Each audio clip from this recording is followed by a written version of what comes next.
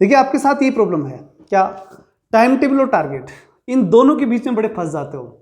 भाई हमें क्या बनाना है, हमें बनाना है कि टारगेट चेस हो जाए, उसके लिए प्लान बनाना है। इतना समझो, टाइम टेबल शब्द को साइड में रखो, ये बड़ा परेशान करता है।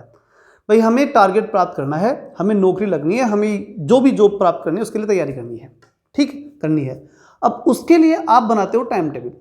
अब टाइम टेबल में प्रॉब्लम क्या आती है कि आपके टाइम टेबल बनाने का तरीका ही बड़ा स्पेशल होता है। क्या करोगे, एक सब्जेक्ट आधे घंटे, उसको 2 घंटे, इस प्रकार से पढ़ना शुरू करते हो। अब ये प्रॉब्लम ये क्रिएट करता है कि आप जिस सब्जेक्ट को आज आधे घंटे पढ़े हो ना, 5 दिन बाद में वो बोरियत महसूस करोगे, फिर कहोगे नहीं इस सब्जेक्ट की जगह ये सेट करता हूँ, वो करता हूँ, और इसमें लगे रहते हो एक अलग ही दुनिया में, कोई मतलब नहीं है, कोई टारगेट चेस नहीं हो रहा, कुछ नहीं, तो फिर क्या करेगा।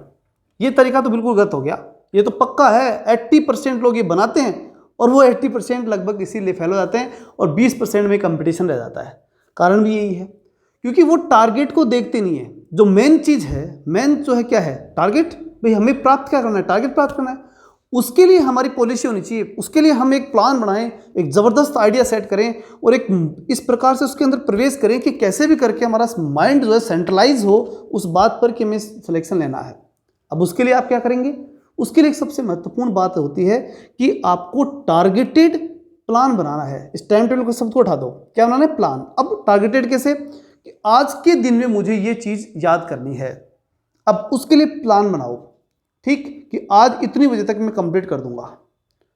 ये चीज़ लोगे ना, उससे क्या होगा, फिर भी संभव है। और उससे बेस्ट बताऊं मैं आपको, आप सिर्फ टाइम देखो ही मत कि इतनी बजे तक, ये भी मत देखो। आप ये देखो कि भाई मैं कल सुबह उठूंगा तब से लेकर के कल शाम तक ये चीज़ कवर कर दूंगा, कल के दिन में हो जाएगी।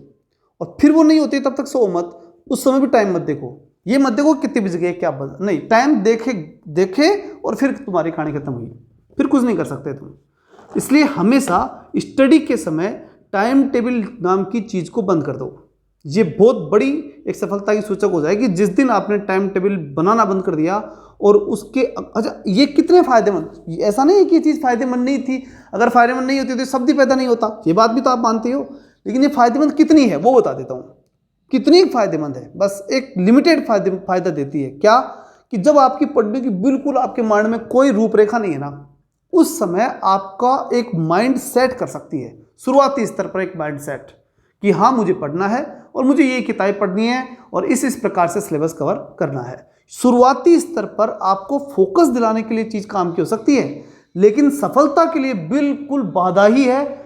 ये आपको ज़्यादा बड़ा लाभ दे नहीं सकती, ऐसा मेरा मानना है और मैंने जो अनुभव किया है। सीधी और सबसे बढ़िया फायदेमंद चीज़ तो यही है उसमें, टारगेट जो भी है, 1 दिन का बनाओ, 1 हफ्ते का बनाओ, 1 महीने का बनाओ।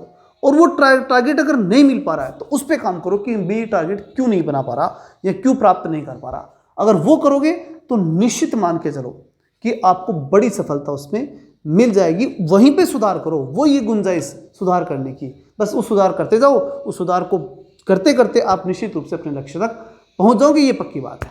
और बताओ।